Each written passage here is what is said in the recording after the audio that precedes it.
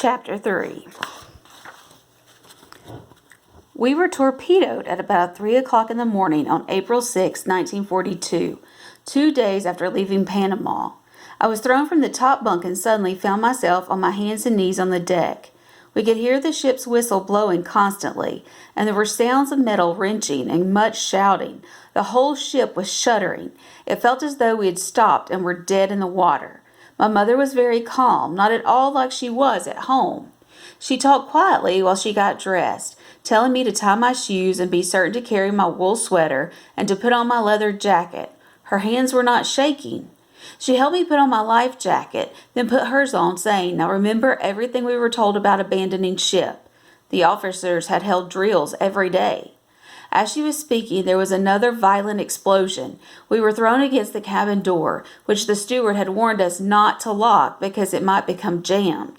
We pushed it open and went out to the boat deck, which was already beginning to tilt.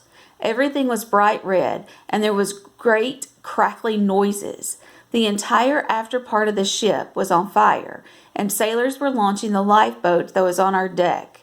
Steam lines had broken, and the steam was hissing out. Heat from the fire washed over us. When the lifeboat had been swung out, the captain came down from the bridge. He was a small, wiry, white-haired man and was acting the way I'd been told captains should act. He stood by the lifeboat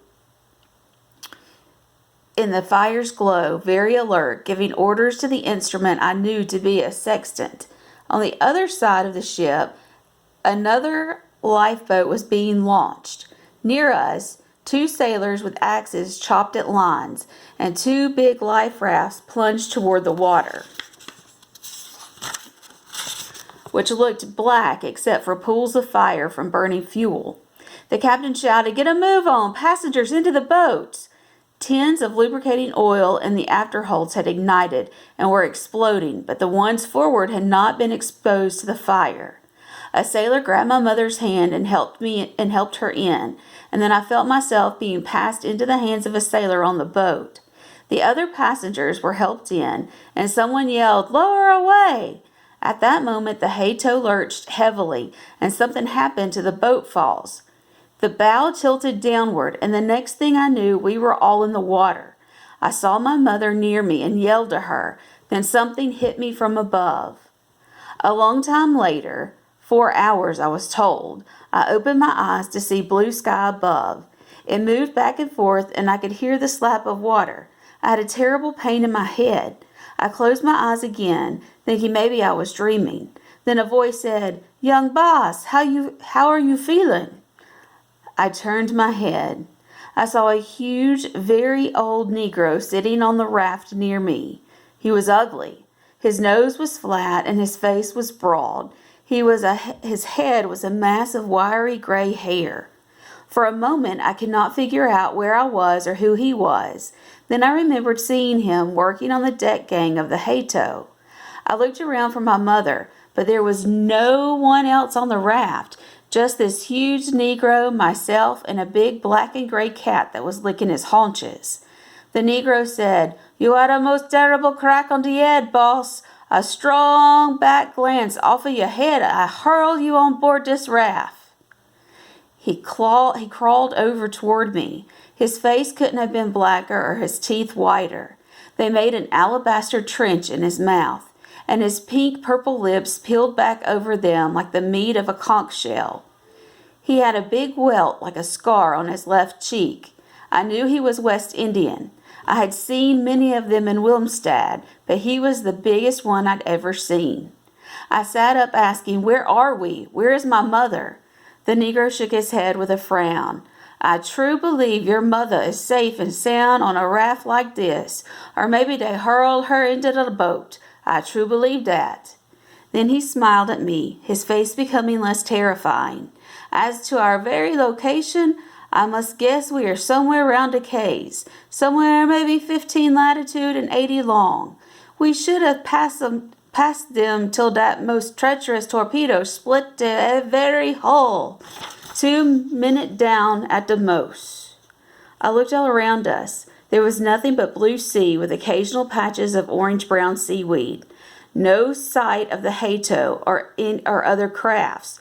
or boats, just the sea and a few birds that wheeled over it. The lonely sea and the sharp pains in my head and the knowledge that I was here alone with a black man instead of my mother made me break into tears.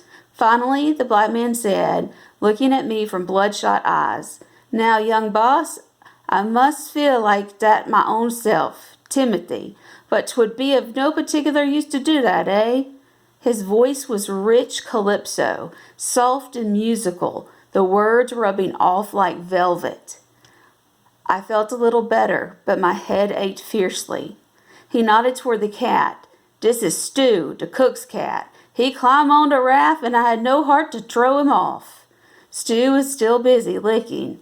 "He got oil all over hisself from the water." I looked closer at the black man. He was extremely old, yet seemed powerful. Muscles rippled over the ebony of his arms and around his shoulders. His chest was thick and his neck was the size of a small tree trunk. I looked at his hands and feet. The skin was alligatored and cracked, tough from age and walking barefoot on the hot decks of schooners and freighters. He saw me examining him and said gently, Put your head back down, young boss, and rest a while longer. Do not look direct at the sun, 'tis too powerful." I felt seasick and crawled to the side to vomit. He came up beside me, holding my head in the great clamshell hands. It didn't matter. At that moment, that he was black and ugly. He murmured, "Just be good, just be good."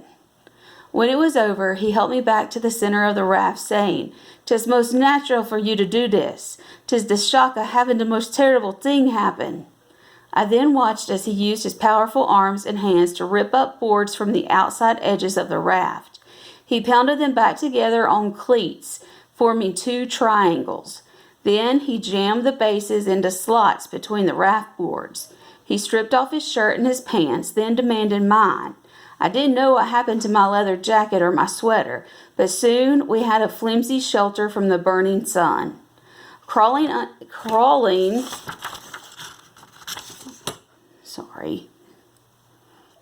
Hey guys. Dadgummit. There we go. Crawling under it to sprawl beside me, he said, "We have rare good luck, young boss. The water keg did not bust when the raft was launched, and we have a few biscuits, some chocolate, and the matches in the tin is dry. So we have rare good luck." He grinned at me then. I was thinking that our luck wasn't so good. I was thinking about my mother on another boat or raft, not knowing that I was all right. I was thinking about my father back in Wilmstead. It was terrible not to be able to tell him where I was. He'd have boats and planes out within hours. I guess the big Negro saw the look on my face.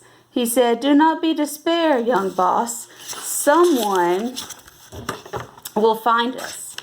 Many schooner go by this way, and this also be the ship track to Jamaica and on." After a bit, lulled by the bobbing of the raft and by the soft, pleasant sounds of the sea against the oil barrel floats, I went to sleep again. I was very tired and my head still ached. The piece of timber must have struck a glancing blow on the left side. When I next awakened, it was late afternoon. The sun had edged down and the breeze across us was cool, but I felt very hot and the pain had not gone away. The Negro was sitting with his back toward me, humming something in calypso. His back was a great wall of black flesh, and I saw a cruel scar on one shoulder. I asked, "What is your name?"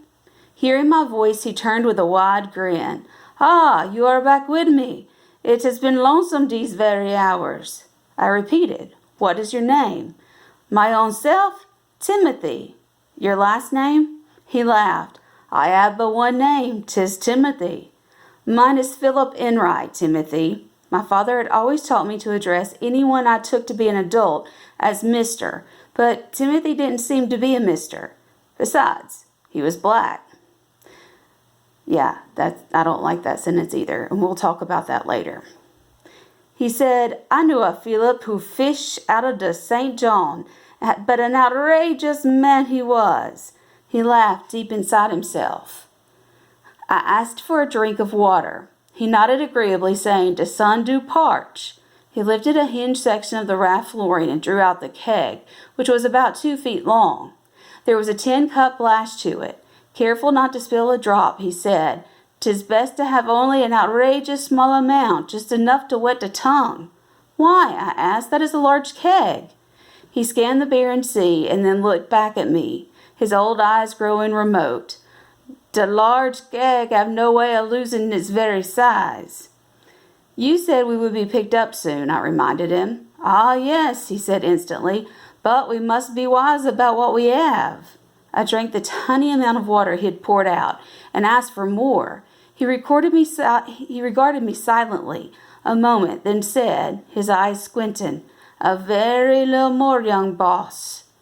My lips were parched and my throat was dry. I wanted a whole cup. "Please fill it up," I said. Timothy poured only a few drops in the bottom. "That isn't enough," I complained. I felt I could drink 3 cups of it. But he pressed the wooden stopper firmly back into the keg, ignoring me. I said, "I must have water, Timothy. I'm very hot." Without answering, he opened the trap in the raft and secured the keg again. It was then that I began to learn what a stubborn old man could be. I began to dislike Timothy. "Young boss," he said, coming back under the shelter, "maybe before tonight a schooner will pass this way, and if that happens, you may drink the whole keg. Maybe the schooner will not pass this way, so we must make our water last." I said defiantly, "A schooner will find us, and my father has ships out looking for us." Without even glancing at me, he answered, "True, young boss." Then he closed his eyes and would not speak to me anymore. He just sprawled out, a mound of silent black flesh. I couldn't hold the tears back. I'm sure he heard me, but he didn't move a muscle of his face. Neither did he look up when I crawled out from under the shelter to get as far away from him as I could. I stayed on the edge of the raft for a long time, thinking about home and rubbing Stu Cat's back. Although I hadn't thought so before, I was now beginning to believe that my mother was right. She didn't like them. She didn't like it when Henrik and I would go down to St. Anna Bay and play near the schooners, but it was always fun. The black people would laugh at us and toss us bananas or papayas. She said, when she knew where we'd been, "They are not the same as you, Philip. They are different and they live differently. That's the way it must be." Henrik, who'd grown up in Curacao with them, couldn't understand why my mother felt this way. I yelled over at him, "You're saving all the water for yourself." I don't think he was asleep, but he didn't answer. When the sky began to turn a deep blue, Timothy roused himself and looked around. He said, with just an unfriendly glance at me, "If luck be, de flying fish will flop on the raft. We can save a few biscuit by eating the fish. Two water is the fish. Two water is in the fish." I was hungry, but the thought of eating raw fish didn't appeal to me. I said nothing. Just before dark, they began skimming across the water, their short wing-like fins taking them on flights of 20 or 30 feet, sometimes more. A large one shot out of the water, skimmed toward us, and then slammed into the raft flooring. Timothy grabbed it, shouting happily. He wrapped its head with his knife handle and tossed it beneath the shelter. Soon another came aboard, not so large. Timothy grabbed it too. Before total darkness, he had skinned them, deftly cutting meat from their sides. He handed me the 2 largest pieces. "Eat 'em," he ordered. I shook my head. He looked at me in the fading light and said softly, "We will have no other food tonight. You best eat them, young boss." With that, he pressed a piece of fish against his teeth, sucking at it noisily. Yes, they were different. They ate raw fish. I turned away from him, over on my stomach. I thought about Curacao, warm and safe, about our gabled house in Scarloo, and about my father. Suddenly, I blamed my mother because I was on the raft with a stubborn old black man. It was her fault. It was all her fault. She wanted to leave the island. I blurted out, "I wouldn't even be here with you if it wasn't for my mother." I knew Timothy was staring at me through the darkness when he said, "She started this terrible war, young boss?" But he was a shadowy shape across the raft.